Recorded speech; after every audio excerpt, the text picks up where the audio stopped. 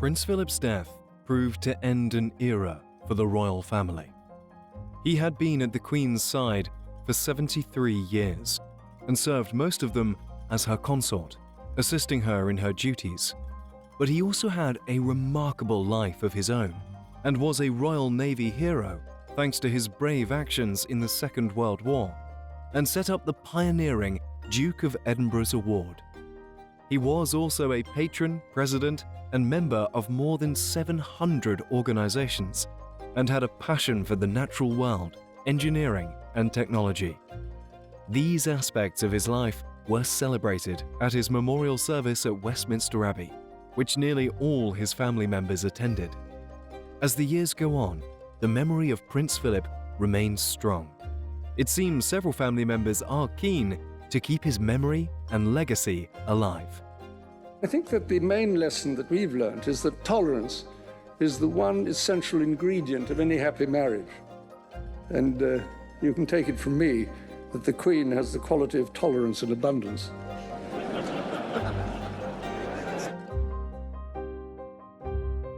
I think what has defined the Elizabethan era is it took us from the ravages of war to this extraordinary world in which we live in now.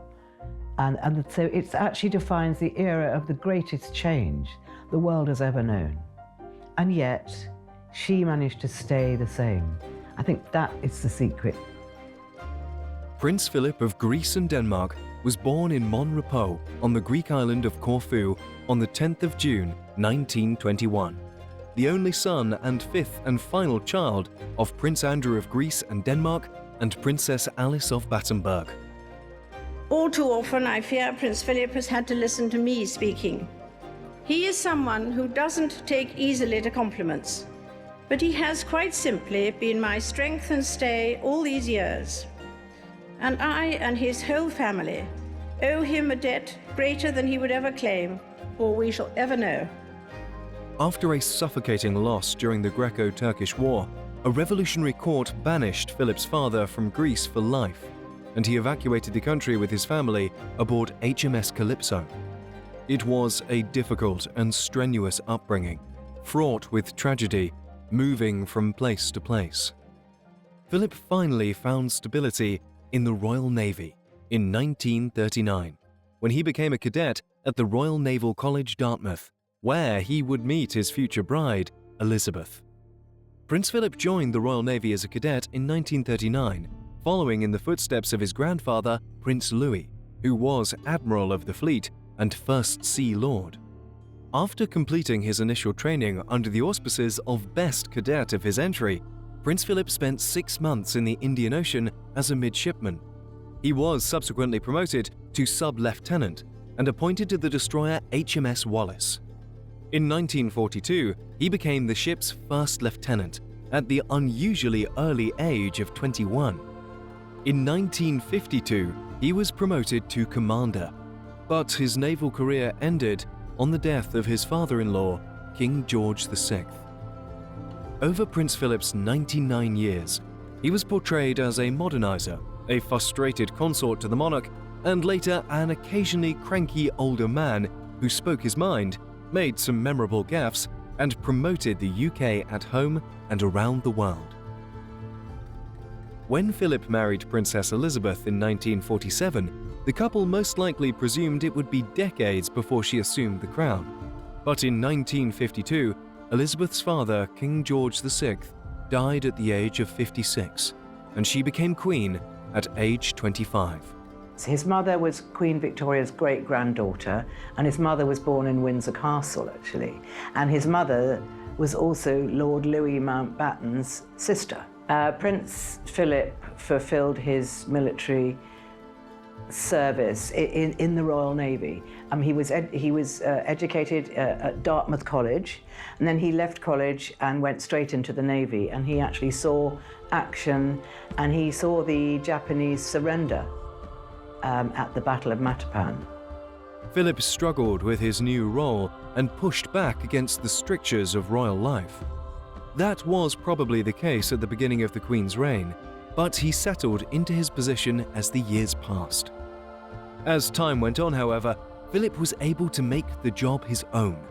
In addition to accompanying the Queen on her travels abroad and serving as patron to hundreds of organizations, he founded awards for design and industry, instituted an interfaith dialogue, and was the first president of the World Wildlife Fund UK.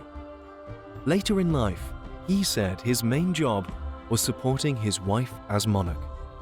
Princess Elizabeth met Prince Philip at a family wedding, but she can't really remember that moment. The reason we know so much about it is because her governess, Marion Crawford, talks in great detail about their first meeting at Dartmouth College, where Prince Philip was a naval cadet. And he was very, very good looking, 18 years old, very striking, blonde looking. And he was assigned to look after the two princesses, Elizabeth and Margaret, for the day, for their visit, while their parents went around the college. I mean, it was quite strange to think of an 18-year-old looking after the princesses, the oldest of whom was 13.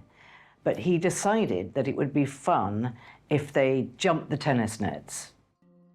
Philip's arrival in the British royal family coincided with the growth of television, a medium he was eager to embrace. He is said to have been involved in the decision to televise the Queen's coronation in 1953. He was the first member of the royal family to give a TV interview in 1961, when he promoted the benefits of technical skills and training. When the Queen was about to get married, she actually received a request asking how they first met. And she wrote this lovely letter to this lady who was writing a sort of a little official guide to the wedding. And she said, I can't really remember when we first met, but the first time I remember meeting Philip was at Dartmouth Naval College. When she was 13, he was 18. He was about to leave college and go off into the Navy. It was the beginning of the war. And she was just a little girl in a hat and a coat and little shoes. I mean, but she completely had a crush on Philip. I mean, whether or not he'd really noticed her, we don't know. But he certainly liked the attention he got. Philip was often considered an outsider when he married Elizabeth in 1947. While he wasn't a member of the traditional British aristocracy or nobility, he was undoubtedly familiar with the ways of the royals, having been born into a royal family. Moreover, he and Elizabeth were distant cousins and great-great-grandchildren of Queen Victoria. Philip was born in Corfu, Greece, where his uncle was the king. Philip's family fled when he was a baby after his uncle was forced to abdicate. His family initially went to Paris, and then Philip lived with his grandmother in Kensington Palace without his parents. When her engagement to Lieutenant Philip Mountbatten of the Royal Navy is announced, the heart of the world is thrilled by the prospect of one royal wedding with a genuine aura of romance. A former Greek prince, Philip gave up his Greek citizenship to become a British subject. On the eve of the wedding, the king elevates him to the peerage, and he becomes officially His Royal Highness Prince Philip, Duke of Edinburgh, Earl of Merioneth, and Baron Greenwich.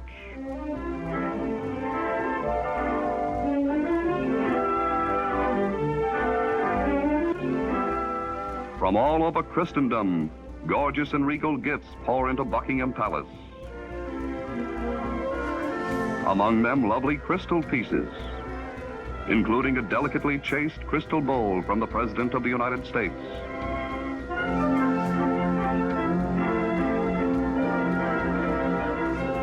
From prince and commoner, tokens of esteem and good wishes by the hundreds are acknowledged individually by Elizabeth, with the simple sincerity of any well-bred young woman who punctiliously observes the amenities despite the tremendous demands upon her time. This picnic hamper from Sister Margaret is covered with alligator skin. The Swiss watchmakers send one of their finest. From Burma and Bombay to Regent Street in London, jewels from governments and family have been showered on the bride.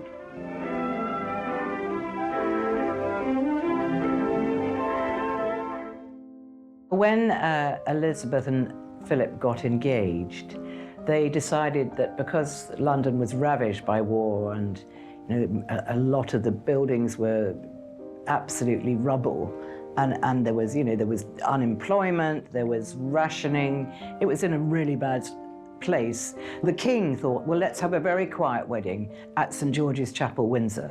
No pomp, no ceremony, we'll just be very private. But then the government, surprisingly, said, no, we need to lift the people's spirits. Let's have a beautiful royal wedding that everybody can see. So that is what ended up happening. And it was televised, and eventually the television got to America. So it became a global affair, and it did lift people's spirits in London hugely. To see this beautiful young couple married, no one had seen anything like that for the years of the war. Although the family no longer had royal positions, they had titles. Philip renounced his when he married Elizabeth. And now the great hour arrives as the Queen and Princess Margaret Rose leave Buckingham Palace for the ceremony at Westminster Abbey. And Prince Philip, with split-second timing, also departs for the great rendezvous. The royal standard waves over a truly royal occasion as the state coach with Elizabeth and the King is escorted to Westminster Abbey by the household of cavalry guards, a sovereign's escort. Pomp, pageantry and splendor are revived for this day in austerity-ridden London, a day which the world shares with Britain. This is the moment for which the teeming millions have been waiting for months.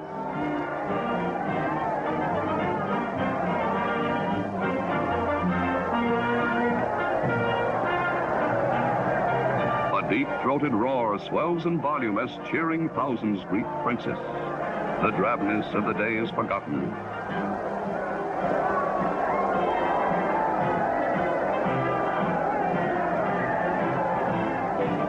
Here at Westminster Abbey, scene of splendor on great occasions through its 900 years of British history, the royal coach arrives at the great west door, through whose portals the mighty of old England have passed. It is a radiant bride-to-be, the loveliest the old Abbey has ever looked upon. Here at Britain's historic shrine, where all the kings have been crowned, Her Royal Highness, the Princess Elizabeth Alexandra Mary, and His Royal Highness, Prince Philip, Duke of Edinburgh, are wed in the same ceremony that has united English couples from village to palace for centuries. Here they plight their troth.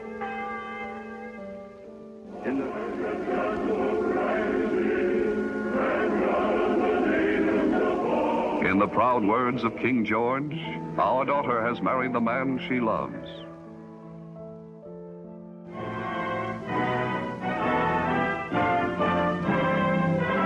Elizabeth and Philip take their places on history's pages. To the stirring strains of Mendelssohn, they march as man and wife toward the west door amidst nearly 3,000 invited spectators.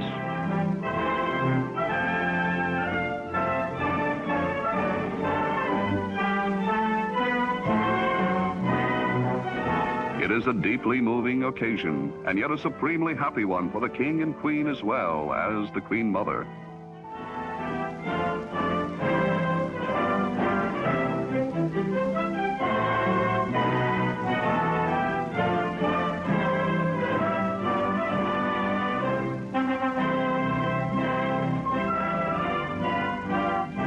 The Duke and Duchess of Gloucester and Duchess of Kent are followed by the royal couple of Holland.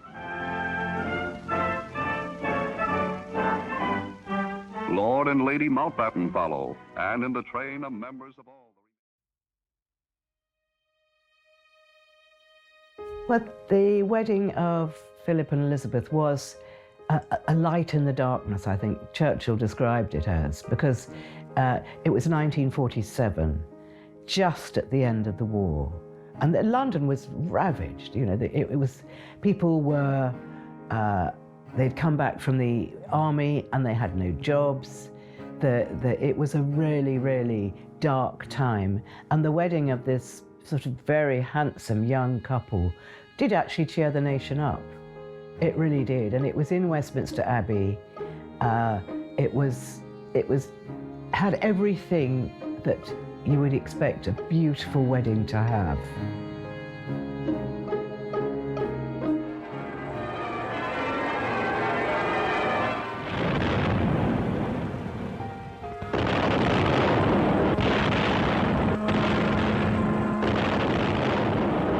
Royal Highness is the proud and happy mother of a prince. The salute is fired, and in the monarch's home lies the infant boy who will one day be king.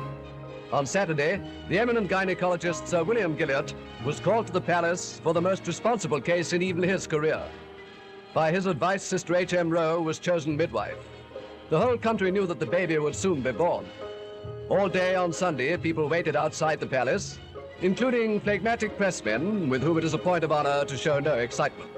And all day there was no announcement. It was after 10 at night that those who waited, and they were very many, heard the tremendous news, a royal baby and a boy.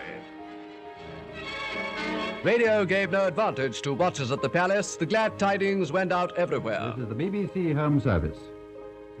It has been announced officially from Buckingham Palace during the past hour that Her Royal Highness, the Princess Elizabeth, Duchess of Edinburgh, was safely delivered of a prince at 9:14 p.m. today, and that Her Royal Highness and her son are both doing well. The press agencies were covering the world. The miracles of modern communication spanned the globe. Unto us a child is born, and no ordinary child, a prince. For the moment, all other news took second place. The morning newspapers went to press with one of those rare, warm stories that touch every heart. Cable and radio brought thousands of messages of congratulation from every corner of the Commonwealth. The young royal mother, herself a child but little more than yesterday, lay at her parents' home, an infant prince at her side. By custom, the Home Secretary was among the first informed. When he arrived at the Home Office next morning, the announcement hung outside. Mr. Chutereed was not called to the palace. No one feared in this day and age that some other child would be foisted on the nation. Privileged on this royal occasion to drive through Marble Arch into the park were a king's troop of Royal Horse Artillery. It was their honor and proud duty to fire the salute of 41 guns, announcing the birth of a prince. Prince Philip loves babies and small children, and he was so happy that his firstborn should be a son and heir. He wanted his son to be an image of himself. He wanted him to be macho, and he wanted him to be sporty, and he wanted him to have a sort of very strong personality. Well, Charles wasn't like that at all. He was very timid. He wasn't particularly sporty.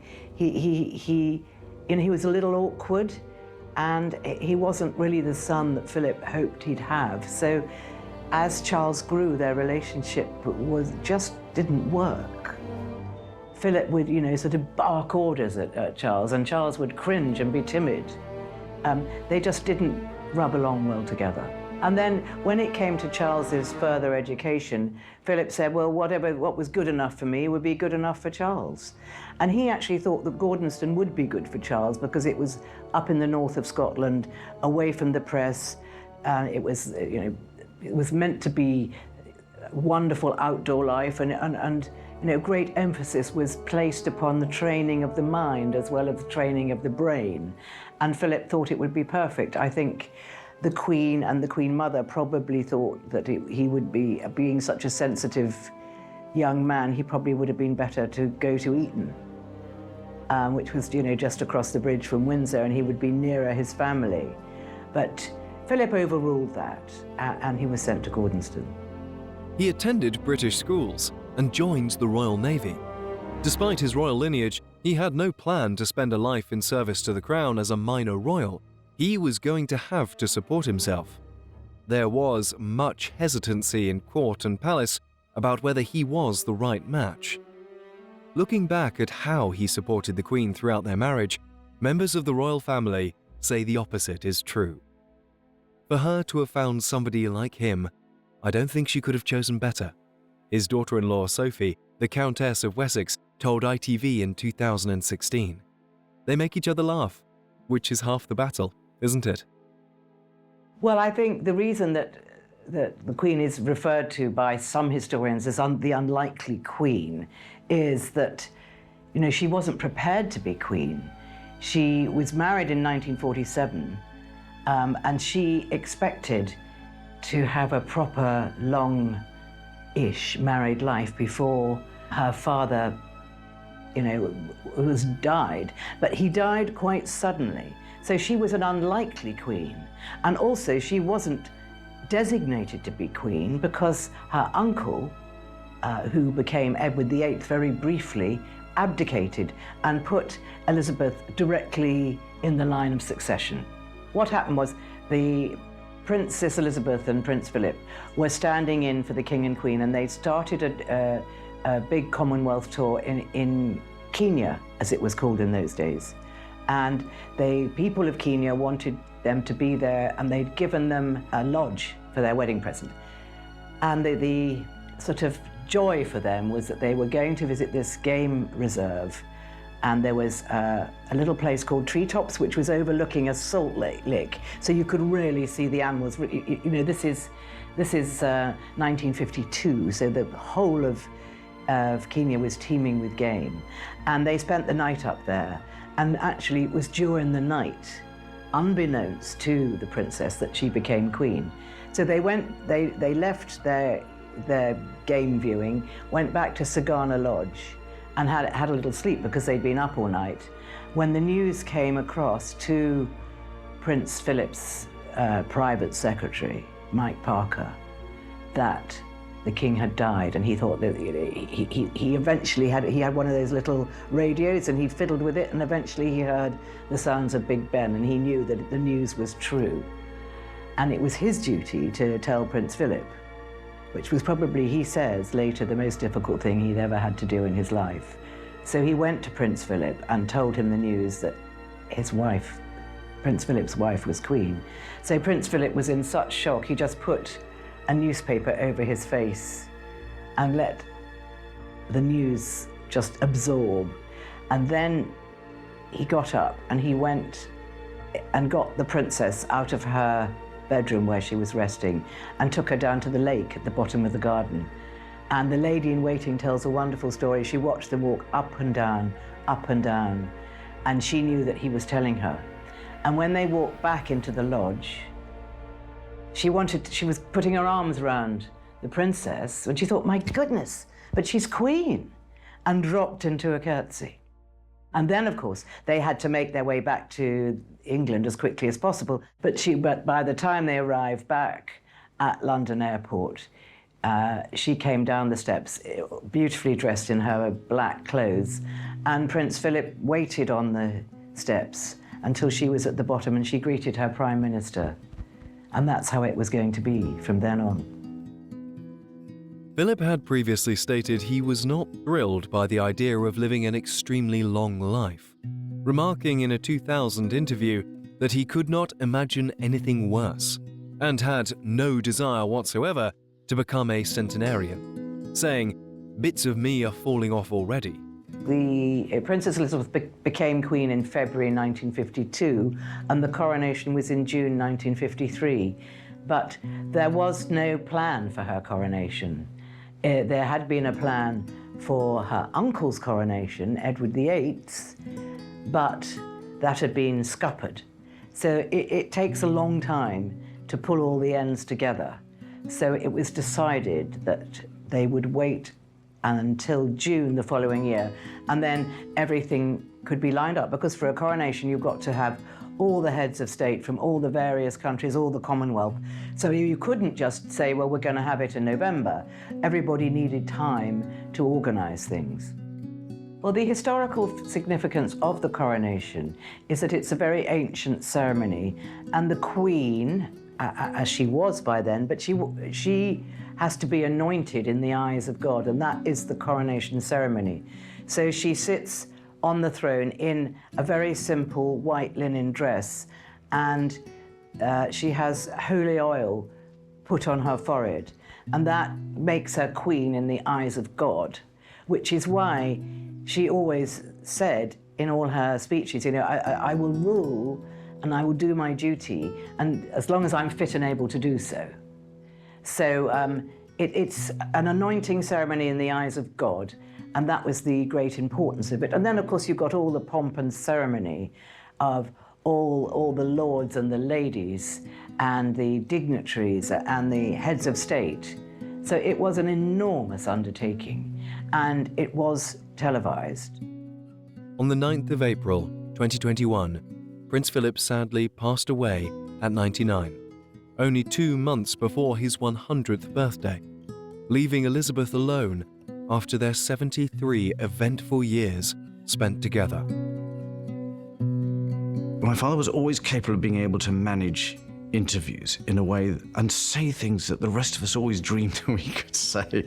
It's the untold story of the reign, just how much he contributed behind the scenes. He saw the Queen naturally as the chairman of the firm, and he was a kind of chief executive. He was, I think, a superb consort because he was so different, and I think they made a tremendous team together. Clearly, the Queen, as she said on their golden wedding anniversary, my stay and support all these years, it was a very close relationship, but it was a wonderful team together, I always thought. And you saw it very well on a walkabout. I mean, the Queen, obviously, as monarch, slightly more formal than Prince Philip. Prince Philip picking up the children from behind the rails, taking them over to give their poses to the Queen, and very jokey with the crowd. Equally, you know, if it was on a regional visit around Britain, walking into a vast factory when suddenly everybody falls silent, and the Queen, as monarch, of course, is not about to make a joke, but Prince Philip would always break the ice with some remark, or, you know, go and talk to a group of factory workers and josh around with them a little bit, and it made the atmosphere work very well. Love is it? It's made in our glass studio. Yes, there's lovely facilities here. Might drop out. Those are our new buildings, and that's the River Thames. And we probably put ourselves a bit larger than we are in reality, but... That's right. Look at this. Learning. That's splendid. Don't drop it. Don't drop it. No. Put it back into the sleep. Thank you very much. Thank you. Good. Well, back to work. And I think, you know, his private advice to the Queen was always sought by her. He was very careful always to stay out of any constitutional matters. Those were entirely for the Queen. But I think the way they worked together and the contrast of their personalities was a superb mix. I think Philip had eventually had a very big influence. At the beginning, he stood back. Thought, I'm not interfering, I don't want to see the state boxes. Lilibet must get on with this herself. I cannot be seen or want to interfere. Then he found he had nothing to do. So the Princess Elizabeth then, gave him things to do. And when she became Queen, she made him chair of the Coronation Committee. She made him Ranger of the Windsor Great Park, and she put him in charge of the royal estates. So he then started to have a lot to do, and he found work and charities, but he always saw his main job as supporting her. Even though in the years leading up to his death, Philip had multiple hospitalizations, the cause of his death was ruled as old age. The Duke was given a royal ceremonial funeral in St. George's Chapel in Windsor Castle on the 17th of April. He indicated he wanted minimal fuss, so he did not lie in state, though the Duke did lie at rest in the private chapel at Windsor Castle before his service. Although Prince Philip was involved in many organizations and charities over his long life, he maintained a particular interest in topics such as the environment and technology. And this approach to his work is reportedly what his grandson, Prince William, wants to emulate, especially when he became Prince of Wales. William's blueprint for going forward is much the same way as the Duke of Edinburgh's approach. You're not seeing the world's most experienced pluck on there. Like his grandfather, William is very interested in the environment and conservation, and held his inaugural Earthshot Prize Awards last year. Regarding his views and work on conservation and preserving the environment, Philip was often seen as a pioneer. After his death, Sir David Attenborough praised his knowledge of conservation and the environment. He told the BBC, he was right there at the beginning at a time when conservation didn't mean much to many people. But he, back at the end of the 50s and 60s, when in fact the word conservation had hardly opened up, he made it a real issue, an important issue, not something to be brushed aside, not something that was a pastime, but something that was centrally important. I just wanted to say is that I used to be president of the group years ago, and it's marvellous to see all this work that's going on here. And I also used to be president of the Worldwide Wildlife Fund, which organised a Operation Tiger years ago in India. And so the problem with tigers is nothing new, and it's just getting worse all over the place. It's wonderful to see how much work is being done by the zoo for this. The last time I was here was to open a gorilla establishment. They're all right. I'm feeling like somebody ought to make jerseys for them. Anyway, it gives a great pleasure to share this place well clothed.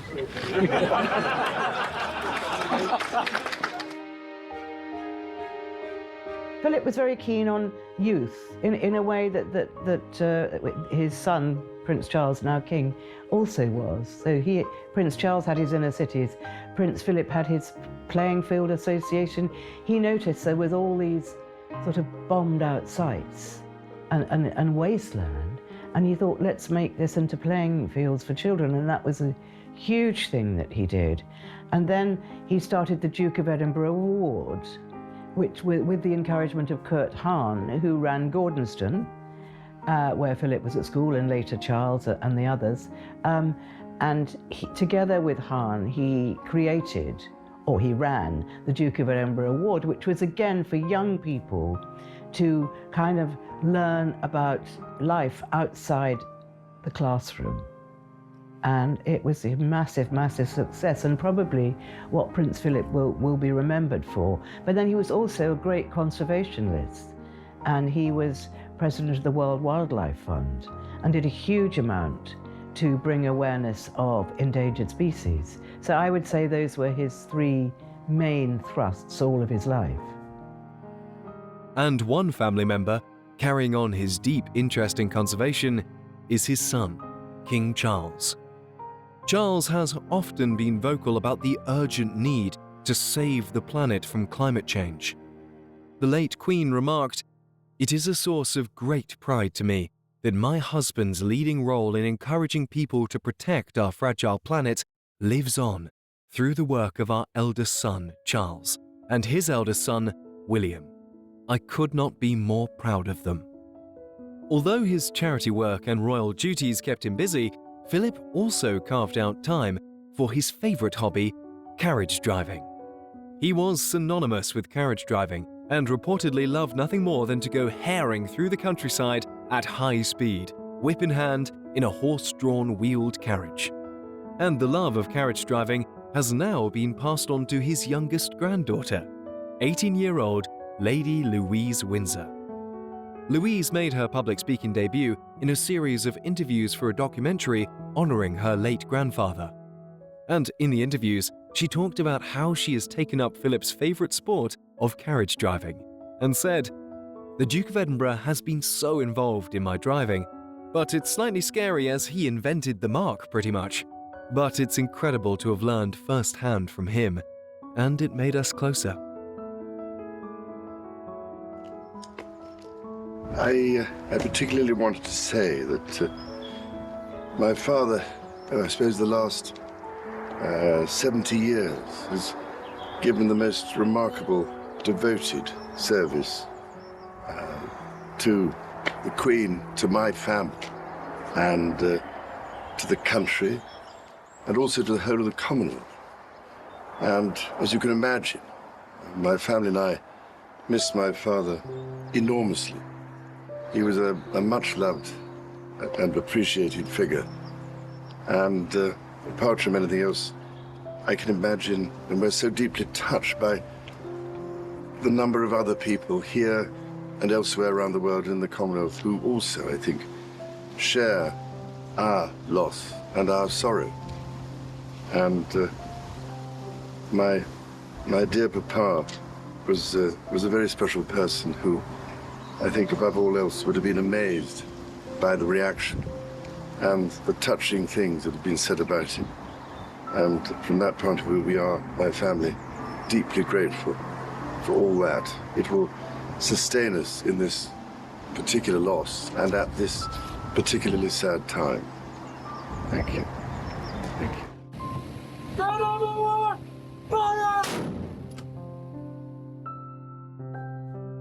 Throughout his life, Philip had a close relationship with the military, and his last public engagement before his retirement in 2017 involved the Royal Marines.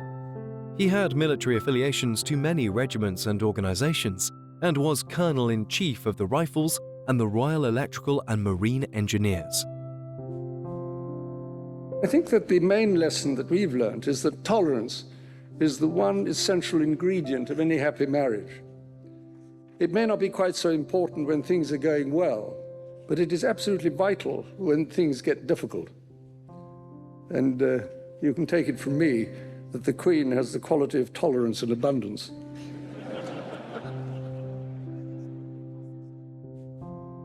I think many people have asked the Queen and asked Prince Philip what is the secret of their relationship, and the Queen has spoken out on a few occasions, and she said patience, sense of humour, and she said famously, of course, that Prince Philip had simply been her rock and her stay over the years, and he'd always been there to support her. Although he never involved himself in constitutional affairs, he was there as a sounding board. He was someone to listen and someone who would be on her side or would give her criticism, which of course nobody else really could. Our humble and hearty thanks to all those in Britain and around the world who have welcomed us and sustained us and our family in the good times and the bad so unstintingly over many years. This has given us strength, most recently during the sad days after the tragedy of Diana's death. It is you, if I may now speak to all of you directly, who have seen us through and helped us to make our duty fun. We are deeply grateful to you, each and every one. Yesterday, I listened as Prince Philip spoke at the Guildhall, and I then proposed our host's health. Today, the roles are reversed. All too often, I fear Prince Philip has had to listen to me speaking. Frequently, we have discussed my intended speech beforehand, and as you will imagine, his views have been expressed in a forthright manner. He is someone who doesn't take easily to compliments, but he has quite simply been my strength and stay all these years. And I and his whole family, and this and many other countries, owe him a debt greater than he would ever claim, or we shall ever know. And now, these notable roles have been passed on to his daughters-in-law, the Duchess of Cornwall and the Countess of Wessex. Camilla took over as Colonel-in-Chief of the Rifles before Philip died in 2021 and wore her forest green regimental coat dress at his memorial service. Meanwhile, Sophie was announced as the new Colonel-in-Chief of the Royal Electric and Mechanical Engineers. For more than 70 years, until his death on the 9th of April 2021, Prince Philip was the Queen's constant companion and support. But his vital role in the monarchy too often went largely unnoticed. Well, many people have asked Prince Philip how he wants to be remembered, and he says, well, I won't be around, so I don't care, do I? But I hope he'll be remembered for what he's done for conservation and what he's done for the sciences. I think he'll be remembered for his Duke of Edinburgh Award, because it bears his name. And I think he will also be remembered for his gaffes, which is a bit of a shame, but I think when people think of Prince Philip, they think of, oh, Philip and the ladies, and Philip and his politically incorrect remarks. And sometimes those things stick. The death of Prince Philip, the Duke of Edinburgh, at the age of 99, marks a moment of personal grief for the Queen and the royal family, and a moment of national mourning for a man who dedicated his life to public service. The Queen's loss was profound. At 94, she lost her husband and companion, her strength and stay of 73 years. Many people up and down the country who have lost their spouses in a year that has brought more death and grief than usual will know and understand her pain. To the country, Prince Philip was one of the last living members of a generation of war heroes. Much of his time as consort to the Queen spanned an age when the press was more deferential, when the royal family was more private, and commanded an even more significant presence in the national consciousness than it does today. And his death, though expected, serves as a reminder that even an institution as enduring as the monarchy has to evolve and change. The nation, too, had much to grieve, not just the man, but what his passing represented. One thing stood out about Prince Philip above all else as a public figure: his unwavering commitment to service to this country. He fought courageously during the Second World War, becoming one of the Navy's youngest first lieutenants. That sense of duty shaped how he lived as a consort to the Queen. The anachronisms of the hereditary institution he married into, with its constitutional role in a modern democracy, may be manifold. But he embraced a lifetime of service with gusto and deserved respect and acclaim for his positive impact on Britain.